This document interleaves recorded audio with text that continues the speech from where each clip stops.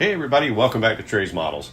On this episode, we're going to be doing the old Tamiya Panther Panzerkampfwagen 5 SDKFZ 171. We're going to be doing something a little bit different here. I'm wanting to experiment with some homemade zimmerit. So off into the weeds we go with this adventure. So installing the homemade zimmerit using the Tamiya epoxy putty, the smooth type. In preparation for that, I wanted to remove some of the details and install them later, and this included the exhaust. So I took a razor saw, cut the exhaust off, and to get them to line back up after everything was assembled, I cut some guitar string down into pins, drilled the back sides of the exhaust out, inserted the pins, so after everything was installed, I could come back and put those on later. So basically they were out of the way so I could put the zimmerit on. So that is in the beginning stages of where we're prepping stuff to get this zimmerit down. And for those that don't know, it's pretty common knowledge if you guys are into the armor that the zimmerit was a paste that was applied to make it impossible to put a magnetic mine on the side of the tank. As far as I can recall from my research, they stopped doing this about late 43. So the early Panthers would have had the zimmerit. Usually anything after 43, they pretty much stopped doing this. And also wanted to do this pretty much out of box build because this is a test mule for doing the zimmerit. Not going all crazy with details and aftermarket stuff and trying to keep it pretty much out of box. Up underneath where the hull meets the bottom chassis, there's a big gap there. I cut up the bottom of the box, painted it black, and glued those sections up in there so you kind of block the light from seeing it down through all the little holes, the vision ports in the front and everything. So kind of block that light, make it a little bit better visually without getting too crazy expensive doing stuff that really wasn't needed for just a test mule. For the zimmerit, full disclosure, taking a chapter out of Night Shift and what he did with his. Obviously, he did a much better job using the Tamiya epoxy. I got frustrated. I couldn't get it thinned down to the point that he did, and it was a struggle, to say the least, especially around the curved gun point at the front. So basically I got really frustrated with it and I was about to give up, and I was like, no, I'm going to push on through and get this done. So I kept struggling with it, wound up letting it completely cure off, and then I had to come back and actually sand it, and then come back with a razor saw and reestablish the checks, the squares, if you will. Also, if you notice, there's a lighter gray. I actually used straight up Tamiya putty in a couple of these spots just to kind of experiment and maybe think this was an easier way to do it. It was just equally as frustrating in a different kind of way because it didn't set up. The timing on it is a little more difficult to predict. With the putty, you can walk away from it for about an hour and come back and still have a little bit of work time on it. With the gray putty, it's pretty much instantaneous. And basically, as it's set up, I took a straight razor and impressed that into the softened putty to get the lines.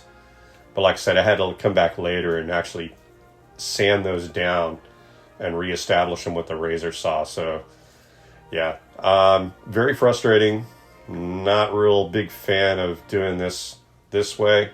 It was not an enjoyable process. Myself, it didn't work for me. It obviously worked for Night Shift. Very talented modeler, so he's got mad skills with this stuff. But struggled through, pushed on. In comparison, I got the Tamiya pre-made zimmerit for the Elephant. And I kind of put a picture here in the last so you can see the comparison shots. If I had to do it again, I would probably go with either a resin sheet that you cut or the Tamiya ones that are self-adhesive that you could just push on. It's a lot less frustrating, but still had to give it a shot. No, I don't regret it, but obviously there's better ways to do it. After the struggle with the zimmerit and after much consideration, I almost binned this thing, but it was a $12 eBay buy, so I didn't have a lot invested in it. Figured I'd just push on through and see what we could come up with at the very end. Based it black before moving on to the tan color, and once I got the black on, it didn't look as hateful in its raw form, so that was kind of enlightening and kept me motivated to go ahead and finish it. The kit does come with 2 figures that are halfway decent. I haven't decided whether I'm going to use them or not. Going forward, we'll make that decision at a later date, depending on what we do with it. I might use them in another build. But one of the other things I had to work around were the tool racks and some of the mounting brackets, because trying to push down that putty in between those was, for me and my skill level, was almost impossible. So I left them off to the end. I took some other liberties with the racks on the very back where the spare track links would hang. I didn't put those on at all, left those off. So again, this was more of a test mule for the zimmerit than it was an actual detailed, accurate build. So going forward, we'll just see how it goes. With the basic build done and the zimmerit on, it was onto the road wheels and the tracks. Road wheels, pretty straightforward deal. Got the rubber outer bands, painted those with acrylic with the Vallejo. Brushed those on after the Panzer tan was down. The tracks themselves, I couldn't really justify spending $50 on a set of aftermarket tracks on a $12 mule for a zimmerit build, basically. So just use the rubber band tracks out of the kit. Use some AK panel liner. It's an enamel base. After I cleaned the tracks off real good with some rubbing alcohol, let them dry, put the AK panel liner down, and came back and ground up some pastels. While the panel liner was still wet, I dabbed in that pastel colors down on it so that it would bind to it and kind of give it a more realistic look. Not exactly sure where we're going with this on the final base, so I'm kind of leaving the tracks in a neutral state of raw metal and rust until I figure out if I'm even going to put it on a base. Like I said, this is just a test mule for the zimmerit, so just doing everything basic.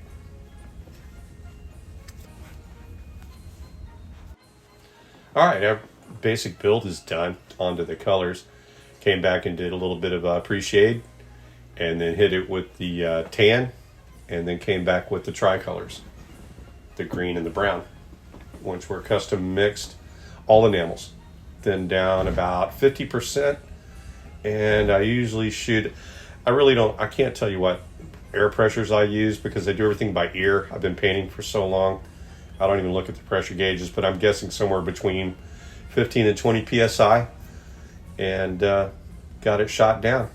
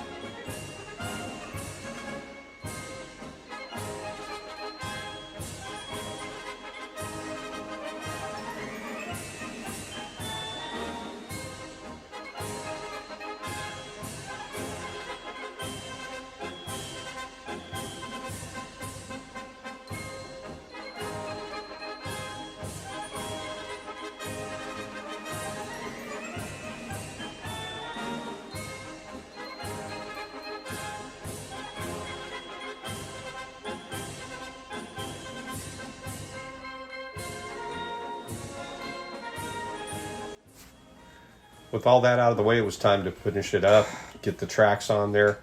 I used a flexible CA made by Starbond to get the tracks stuck together, glued together.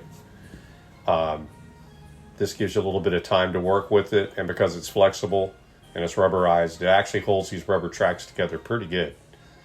Also weighed everything down so that it sat level as everything was drying. And to introduce the sag into the tracks was a bit of a troublesome process because it wanted to pull the drive axle on the front back towards the rear. So I wind up going in and actually from underneath with a CA applicator that I made from a guitar string and a piece of wooden dowel, and drizzling copious amounts of that flexible CA where the drive axle and the sprocket meet the hull to keep it from flexing back in. And you can see I put in some supports to hold it in place while that's set up. And then I came back and took some sanding pads and shoved them up underneath the fender skirts on top of the tracks to hold those down under the road wheels, and came and flipped it upside down and applied more of that Starbond flexible CA to the top of the road wheels to hold the tracks in place while everything's set up. And that was actually the only way I could think of to get these rubber band tracks to actually get a sag. And you still have a little bit of a bow up coming off the drive axle, but without going with some aftermarket tracks, that was as best as I could get them to come out.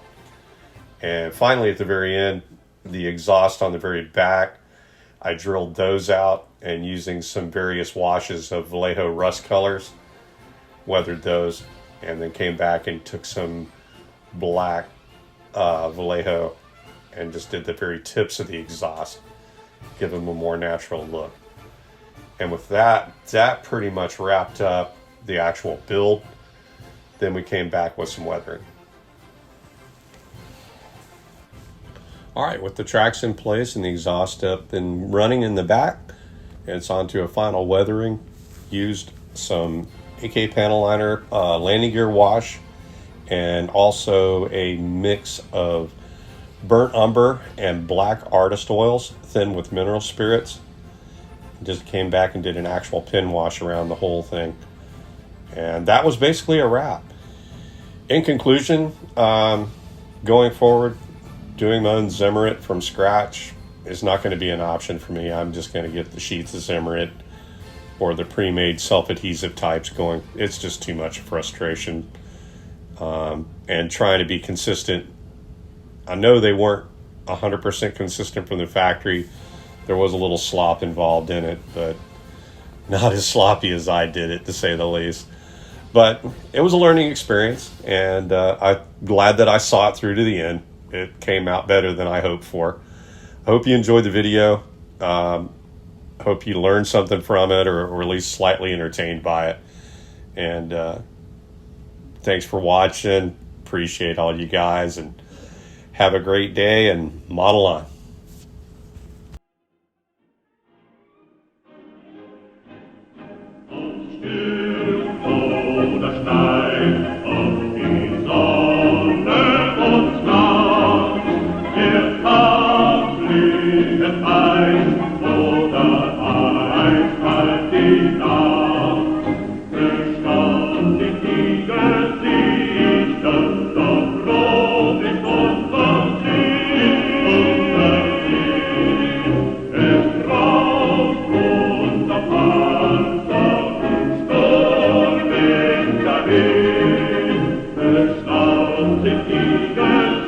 Gesichter, so froh ist unser Sinn.